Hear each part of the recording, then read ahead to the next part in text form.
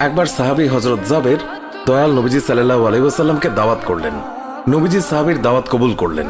হযরত জাবের খুশিতে আত্মহারা হয়ে বাড়িতে চলে গেলেন। বাড়িতে গিয়ে স্ত্রীকে খোঁজ খবরটা দিলেন আর মেহমানদারির জন্য প্রস্তুতি নিতে লাগলেন। বড় ছেলে আব্দুল্লাহকে নিয়ে খাসি জবাই করে অন্য কাজে যখন হযরত জাবের ঘর থেকে বাইরে গেলেন, ইতিমধ্যেই হযরত জাবেরের ছোট ছেলে ঘুম থেকে উঠে খাসি তালাশ করতে লাগলো। বড় ভাই তাকে জানায় খাসিটিকে জবাই করা হয়েছে। ছোট ভাই বায়না ধরলো, খাসি কিভাবে জবাই করে আমাকে তা দেখাও। অগত্যা বড় ভাই ছুরি হাতে করে ঘরের পেছনে গিয়ে বলল, এখানে জবাই করা হয়েছে। ছোট ভাই জানতে চাইল কিভাবে। বর্ণনা করে বোঝাতে না পেরে অবশেষে বড় ভাই বলল, তাহলে তুমি মাটিতে শুয়ে পড়ো, আমি তোমাকে দেখাই।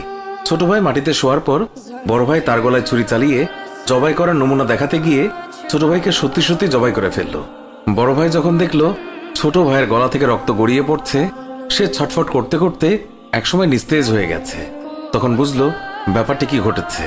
আতঙ্কিত হয়ে সে নিকটবর্তী খেজুর গাছের চূড়ায় উঠে আত্মগোপন করে রইল। এদিকে হযরত জাবের পুত্রদের খোঁজে বাড়ির পেছনে এসে ছোট ছেলের অবস্থা দেখে থমকে গেলেন। অতঃপর তাকে বুকে করে স্ত্রীর কাছে গিয়ে বললেন, তাড়াতাড়ি একটি কম্বল নিয়ে এসো, বাচ্চাটিকে শুইয়ে দিই। স্ত্রী রক্তমাখা সন্তানের লাশ দেখে চিৎকার করে কাঁদতে লাগলেন। কিন্তু স্বামী হযরত জাবের তাকে সান্ত্বনা দিয়ে বললেন, আজ আমাদের শোক প্রকাশ করার দিন নয়, আজ দুঃখ দেখলে নবীজিও দুঃখিত হবেন। অতএব ধৈর্য ধারণ করো, কষ্ট করে হলেও মুখে হাসি ফুটিয়ে তোলো। তারপর তারা দুজনে মিলে ছোট ছেলেকে কম্বলে মুড়ে রান্নাঘরের পেছনে রেখে আসলেন।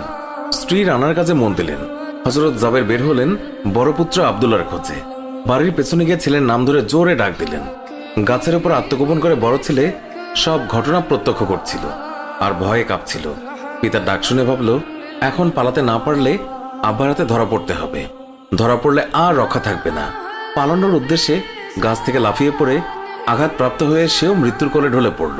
পিতা কাছে গিয়ে দেখেন আব্দুল্লাহর দেহে প্রাণের স্পন্দন নেই। বড় ছেলেকে কোলে তুলে তিনি বাড়ির ভেতরে আসলেন। স্ত্রীকে বললেন আরেকটি কম্বল নিয়ে আসার জন্য। বড় ছেলের এই অবস্থা দেখে দরদিমা পুনরায় আর্তনাদ করে উঠলেন।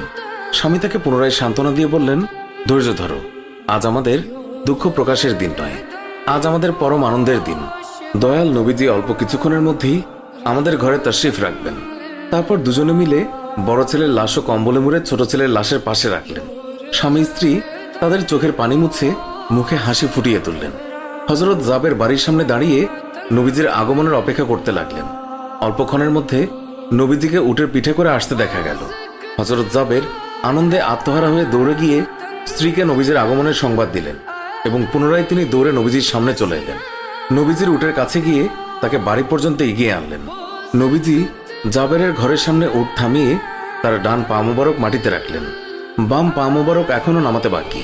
এই সময় জিবরাইল আলাইহিস সালাম আল্লাহর পক্ষ থেকে নির্দেশ নিয়ে তিনি উৎসাহিত হয়ে বললেন, ইয়া রাসূলুল্লাহ, আল্লাহ আপনাকে জাবেরের ছেলেদের সঙ্গে নিয়ে খানা খেতে বলেছেন। অতঃপর নবীজি সাল্লাল্লাহু আলাইহি ওয়াসাল্লাম সাহাবায়ে কেরামকে নিয়ে জাবেরের ঘরে তাশরিফ রাখলেন। তাদের সামনে হযরত জাবের দস্তরখানা বিছিয়ে দিলেন। তার স্ত্রী খাবার বেড়ে দিলেন আর তিনি সেগুলো এনে মেহমানদের সামনে হাজির করলেন। তারপর তিনি নবীজিকে আরজ করলেন, ইয়া রাসূলুল্লাহ, দয়া করে খানা শুরু করুন। নবীজি বললেন, হে জাবের, তোমার ছেলেরা কোথায়? তাদেরকে ডাকো। হযরত জাবের বললেন, ইয়া হাবিবুল্লাহ, আপনি দয়া করে খেয়ে নিন, ছেলেদেরকে আমি পরে ডাকবো। আল্লাহর রাসূল পুনরায় বললেন, তোমার ছেলেদেরকে ডেকে নিয়ে এসো, তাদেরকে সাথে নিয়ে খানা খাবো। হযরত জাবের ও তার স্ত্রী হাত জোর করে পুনরায় আরজ করলেন, ইয়া রাসূলুল্লাহ, আপনি খানা খেয়ে নিন, আমরা তাদেরকে ডেকে দিচ্ছি। তখন নবীজি বললেন, হে জাবের, এই মাত্র জিবরাইল ফেরেশতা আমাকে আল্লাহর নির্দেশ জানিয়ে গেলেন আমি যেন তোমার ছেলেদের সঙ্গে নিয়ে খানা খাই। নবীজির এই কথা শুনে হযরত জাবের এবং তার স্ত্রী আর ধৈর্য ধরে রাখতে পারলেন না। তারা চিৎকার করে কেঁদে কেঁদে সমস্ত ঘটনা খুলে বললেন। তখন নবীজি হযরত জাবেরকে বললেন, তোমার ছেলেদের কাছে গিয়ে বলো আল্লাহর নবী তাদেরকে ডাকছেন। হযরত জাবের নবীজির নির্দেশ মোতাবেক ছেলেদের লাশের সামনে গিয়ে তা বললেন। সঙ্গে সঙ্গেই তারা দুইজন আল্লাহু আকবার বলে উঠে নবীজির কাছে তারা দৌড়ে চলে গেল।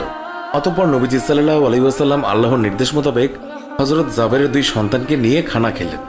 সুবহানাল্লাহ।